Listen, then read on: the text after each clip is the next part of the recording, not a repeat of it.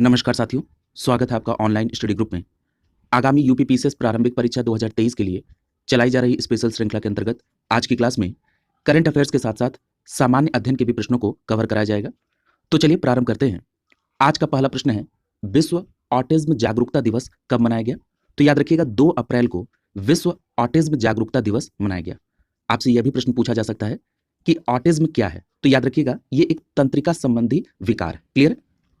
अगला देखिए, पूछा जा रहा है कि भारत की G20 अध्यक्षता के तहत पहली G20 आपदा जोखिम न्यूनीकरण कार्य समूह की बैठक कब और कहां पर आयोजित की गई? तो आपका जवाब होगा 30 मार्च से 1 अप्रैल तक गांधीनगर गुजरात में पहली G20 आपदा जोखिम न्यूनीकरण कार्य समूह की बैठक आयोजित की गई। क्लियर? अगला प्रश्न देखिए, पूछा जा रहा है कि आकाश वेपन सिस्टम अर्थात AWS क्या है? तो याद रखिएगा ये जो आकाश वेपन सिस्टम है ये एक short range surface to air missile है। क्लियर? यहां से प्रश्न पूछे जाने की पूरी संभावना है। तो याद रखेंगे आकाश वेपन सिस्टम एक short range surface to air missile है। डिजाइन और इसे विकसित किसने किया? तो याद रखिएगा रक्षा अनुसंधान और विकास संगठन, जिसको आप शॉर्ट फॉर्म में DRDO के नाम से जानते हैं, इनके द्वारा डिजाइन और विकसित किया गया।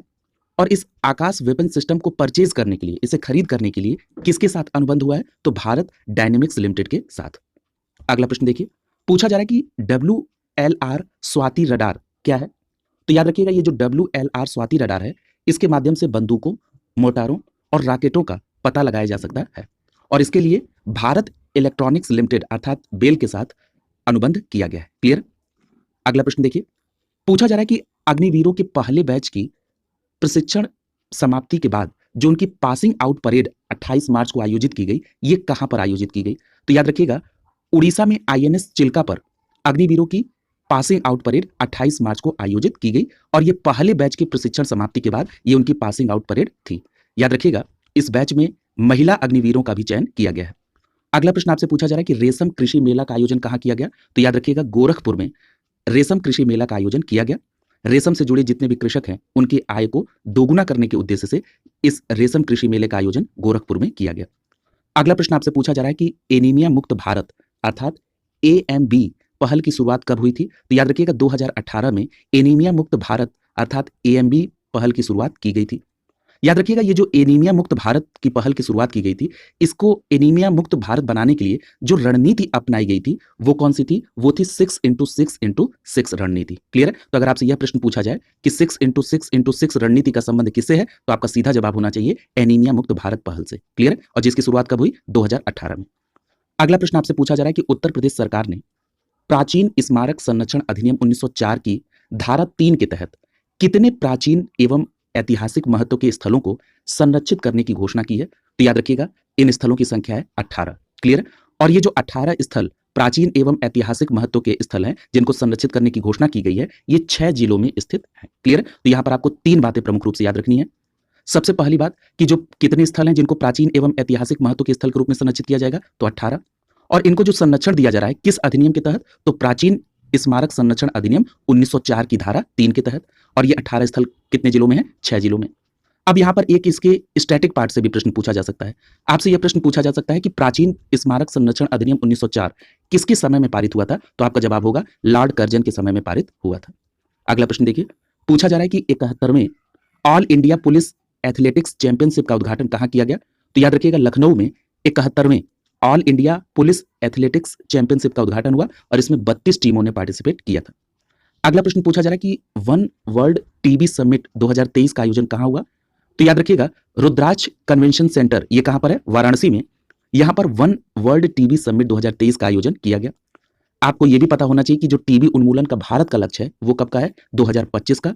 और TB उन्मूलन के संदर्भ में जो वैश्विक लक्ष्य है वो 2030 तक है। यानी भारत ने 5 वर्ष पहले ही TB उन्मूलन का लक्ष्य रखा है। अगला प्रश्न देखिए, पूछा जा रहा है कि हर स्टार्ट ये क्या है? तो याद रखिएगा ये जो हर स्टार्ट है ये एक स्टार्टअप प्लेटफॉर्म है। क्लियर है? सबसे पहली बात कि हर स्टार्ट क्या है? ये एक स्टार्टअप प्लेटफॉर्म है। और हर स्टार्टअप प्लेटफॉर्म किसके लिए है? तो ये महिला उद्यमियों को प्रोत्साहन देने के लिए, सरकार की योजनाओं से उनको कोरिलेट करने के लिए, उनको सरकार की योजनाएं आसानी से उपलब्ध हो सके, इसके लिए इस स्टार्टअप पहल की शुरुआत की गई जिसका नाम क्या है? हर स्टार्ट। और ये जो स्टार्टअप प्लेटफॉर्म है हर स्टार्ट, इसे किसके द्वारा विकसित किया गया? तो गुजरात विश्वविद्यालय के द्वारा विकसित किया गया। इसको लॉन्च किया है राष्ट्रपति महोदया द्रौपदी मुर्मू ने। कहां पर लॉन्च किया गया? अहमदाबाद में। क्लियर है?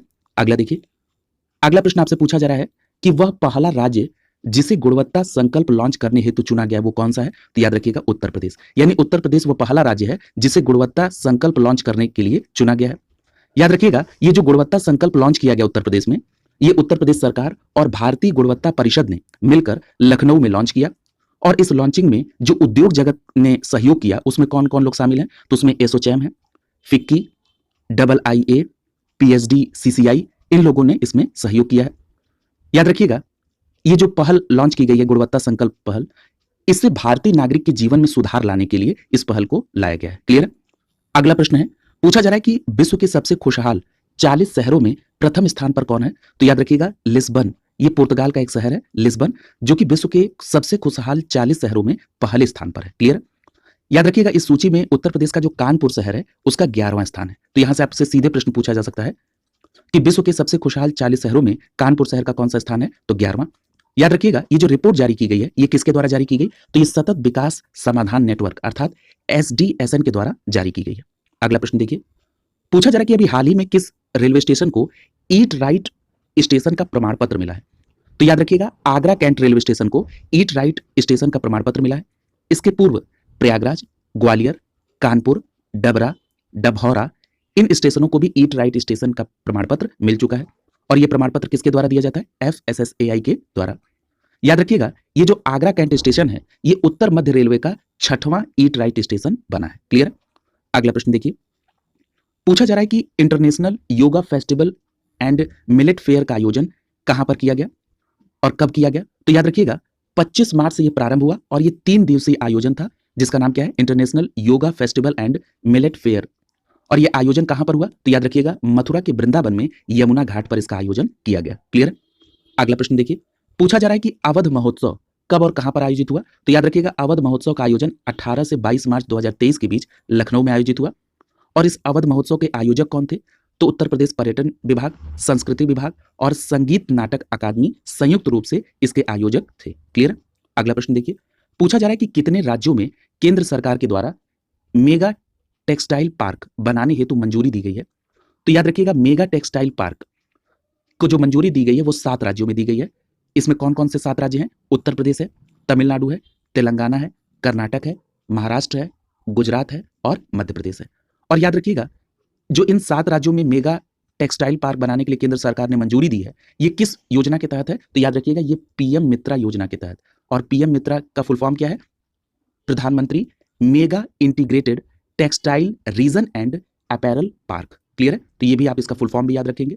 अगला देखिए, अगला प्रश्न पूछा जा रहा है कि IUCN की रेड लिस्ट में एशियाई राजा गिद्ध को किस रूप में सूचीबद्ध किया गया है? तो याद रखेंगे, IUCN की रेड लिस्ट में एशियाई राजा गिद्ध गंभीर रूप से संकटग्रस्त रूप में सूचीबद्ध है। यदि हम बात करें एशियाई राजा गिद्ध के वैज्ञानिक नाम की, तो इसका वैज्ञानिक नाम है सर्कोजिप्स कैल्वस। क्या नाम है? सर्कोजिप्स कैल्वस। क्लियर? और इसे अभी हाल ही में Dudhwa national park Sonepur range में देखा गया है। क्लियर? अगला देखिए, अगला प्रश्न पूछा जा रहा है कि फ्यूजन म्यूजिकल फेस्टिवल का आयोजन कहां किया गया? तो याद रखिएगा, फ्यूजन म्यूजिकल फेस्टिवल का आयोजन वाराणसी में किया गया 15 मार्च 2023 को। और ये जो फ्यूजन म्यूजिकल फेस्टिवल था इसके आयोजक कौन थे? उत्तर प्रदेश पर्यटन विभाग। अगला प्रश्न पूछा जा रहा है कि शास्त्रार्थ ऐप का संबंध किससे है? तो याद रखिएगा, ये जो शास्त्रार्थ ऐप है ये संस्कृत सिखाने के लिए एक ऑनलाइन गेम ऐप है। और इस शास्त्रार्थ ऐप का जो निर्माण है वो इलाहाबाद विश्वविद्यालय से संबंधित ECC के जो संस्कृत विभाग के HOD हैं डॉक्टर आरुण्य मिश्रा, उनके द्वारा इस शास्त्रार्थ ऐप को बनाया गया है। क्लियर? और क्या सिखाने के लिए? संस्कृत सिखाने के लिए ऑनलाइन गेम ऐप है। अगला प्रश्न देखिए, पूछा जा रहा है कि राष्ट्रीय स्वच्छ गंगा मिशन अर्थात NMCG का पंजीकरण कब हुआ था? तो याद रखिएगा, 12 अगस्त 2011 को राष्ट्रीय स्वच्छ गंगा मिशन का पंजीकरण किया गया था। और इसी राष्ट्रीय स्वच्छ गंगा मिशन के तहत राष्ट्रीय गंगा नदी घाटी प्राधिकरण, जिसको शॉर्ट फॉर्म में NGRBA कहते हैं, इसके क्रियान्वयन का कार्य किया गया। क्लियर? अगले प्रश्न में आपसे पूछा जा रहा है कि प्रकाश की चाल किसमें कितनी होती है? तो यहां पर सबसे महत्वपूर्ण बात याद रखिएगा कि जो प्रकाश की चाल है वो निर्वात में सर्वाधिक होती है 3 × 10⁸ मीटर प्रति सेकंड। उसके बाद जल में 2.25 × 10⁸ मीटर प्रति सेकंड। और उसके बाद कांच में 2 × 10⁸ मीटर प्रति सेकंड। याद रखिएगा, जब प्रकाश तरंग एक माध्यम से दूसरे माध्यम में जाती है तो स्वाभाविक रूप से चाल बदलेगी और चाल बदलने के कारण प्रकाश की तरंग दैर्घ्य बदल जाती है। अगला प्रश्न देखिए, पूछा जा रहा है कि वुड घोषणा पत्र यानी वुड डिस्पैच के संदर्भ में आपसे पूछा जा रहा है। तो सबसे पहले ये याद रखिएगा कि 1854 में लॉर्ड डलहौजी के शासनकाल में ये वुड डिस्पैच आया था। याद रखिएगा वुड घोषणा पत्र अर्थात वुड डिस्पैच को भारतीय शिक्षा का मैग्ना कार्टा कहा जाता है। अब इसमें क्या क्या बातें सुझाव दी गई थी जरा इनको भी देख लीजिए। वुड डिस्पैच के तहत लंदन विश्वविद्यालय की तर्ज पर भारत में आधुनिक विश्वविद्यालय की स्थापना का सुझाव दिया गया था। इसी के साथ साथ वुड घोषणा पत्र के तहत उच्च शिक्षा के माध्यम को अंग्रेजी रखने का सुझाव दिया गया और स्कूली स्तर की जो शिक्षा है वो देसी भाषा में दी जाए, इस प्रकार का सुझाव वुड घोषणा पत्र में दिया गया। याद रखिएगा इसमें शिक्षा क्षेत्र में निजी प्रयत्नों को प्रोत्साहित करने के लिए अनुदान सहायता पद्धति का भी सुझाव दिया गया था। क्लियर है? तो ये सभी बातें आप वुड घोषणा पत्र के दौरान याद रखेंगे और इसमें सबसे महत्वपूर्ण बात याद रखना है कि वुड घोषणा पत्र कब आया था, तो ये 1854 में लॉर्ड डलहौजी के शासनकाल में आया था। अगला प्रश्न देखिए, पूछा जा रहा है कि चिकित्सा का नोबेल पुरस्कार किसे दिया गया। तो याद रखिएगा चिकित्सा का नोबेल पुरस्कार 2022 स्वांते पाबो को चयनित किया गया। इन्हें स्वांते पाबो को, ये एक स्वीडिश वैज्ञानिक है। अब ये प्रश्न बन सकता है और बनता भी है इस प्रकार का प्रश्न कि जो स्वांते पाबो जी हैं जिनको चिकित्सा का नोबेल पुरस्कार 2022 मिला, किस उपलब्धि के कारण इनको यह पुरस्कार मिला। तो याद रखिएगा इनको यह पुरस्कार विलुप्त होमिनिन और मानव विकास की जीनोम से संबंधित खोज के लिए इन्हें यह पुरस्कार दिया गया है। क्लियर? अगला प्रश्न पूछा जा रहा है लॉर्ड विलियम बेंटिंक से संबंधित। देखिए लॉर्ड विलियम बेंटिंक से संबंधित कोई ना कोई प्रश्न निश्चित तौर पर बनता है आपके यहाँ पर। तो सबसे पहली बात तो ये जान लीजिए कि लॉर्ड विलियम बेंटिंक बंगाल का गवर्नर था 1828 से 1833 तक। अब बंगाल के गवर्नर रहते हुए उसने क्या क्या काम किए, तो देखिए सती प्रथा पर रोक लगाई 1829 में, ठगी प्रथा का अंत भी हुआ 1830 में। यहां पर एक बात और याद रखिएगा ठगी प्रथा के संदर्भ में कि कर्नल स्लीमैन ने ठगों के विरुद्ध अभियान चलाया था। तो ठगी प्रथा के संदर्भ में अगर आपको ऑप्शन कर्नल स्लीमैन दिया रहे तो आप उसको सही टिक करेंगे। और जो ठगी प्रथा का अंत है वो 1830 में, किसके शासनकाल के दौरान, तो लॉर्ड विलियम बेंटिंक के।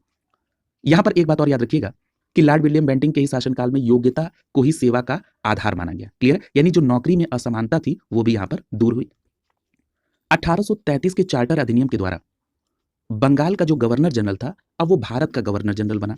और शासनकाल किसका था उस समय? गवर्नर जनरल कौन था बंगाल का? Lord William Bentinck. इसीलिए भारत का प्रथम गवर्नर जनरल कौन बना? Lord William Bentinck. और किस चार्टर अधिनियम के तहत? तो 1833 के चार्टर अधिनियम के तहत। याद रखिएगा वो पहला गवर्नर जनरल 1833 से 35 तक रहा।